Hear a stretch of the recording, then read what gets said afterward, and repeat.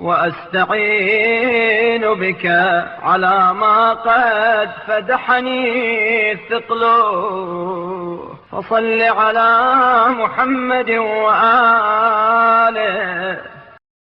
اور تجھ سے مدد مانگتا ہوں اس چیز کی نسبت جس کی کراواری نے مجھے عاجز کر دیا ہے. تو محمد صلی اللہ علیہ وآلہ وسلم اور ان کی آل پر رحمت نازل فرما.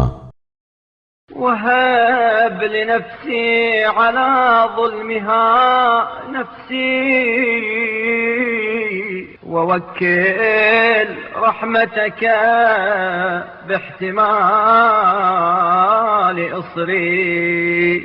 اور میرے نفس کو باوجود کہ اس نے خود اپنے اوپر ظلم کیا ہے بخش دے، اور اپنی رحمت کو میرے گناہوں کا بار گراں اٹھانے پر معمور کر. فكم قد لحقت رحمتك بالمسيئين وكم قد شمل عفوك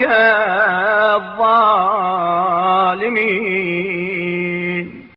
اس لیے کہ کتنی ہی مرتبہ تیری رحمت گناہگاروں کے ہمکنار اور تیرا عفو و کرم ظالموں کے شامل حال رہا ہے. فصل على محمد وآله واجعلني أسوة من قد أنهضته بتجاوزك عن مصارع الخاطئين.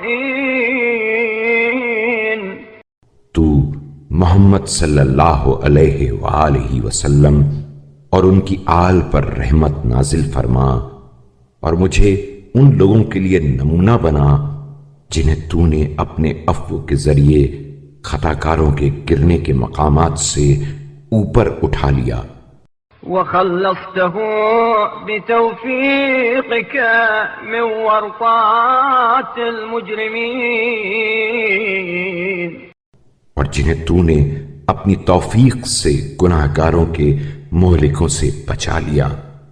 فأصبح طليق عفوك من إسار سخطك وعتيق صنعك من وثاق عدلك. تو وہ تیرے عفو و بخشش کے وسیلے سے تیری ناراضگی کے بندھنوں سے چھوٹ گئے، اور تیرے احسان کی بدولت عدل کی بندشوں سے آزاد ہو گئے. إنك إن تفعل ذلك يا إلهي تفعله بمن لا يجحد استحقاق